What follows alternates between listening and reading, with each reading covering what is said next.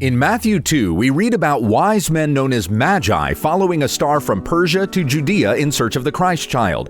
The Magi were kingmakers who studied many ancient writings. 600 years earlier, the Jews had been exiled into Babylon and then Persia, so these Magi had the Hebrew prophecies foretelling the birth of the king.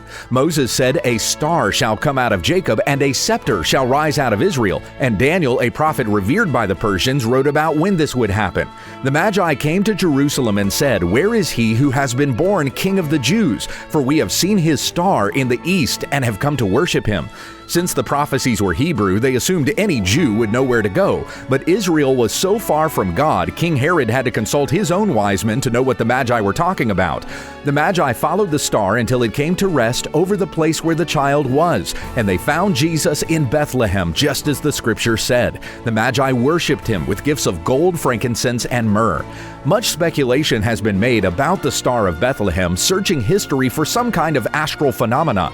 The most popular theory is that the star was a conjunction of Jupiter and Venus in August of 3 BC and again in June a year later, but that's not a very bright idea. According to Matthew, the star was always ahead of them and it moved, stopping over the house where Jesus was. Clearly, there's no natural explanation. The Magi were led by something supernatural. And so are we to worship Christ the Lord when we understand the text.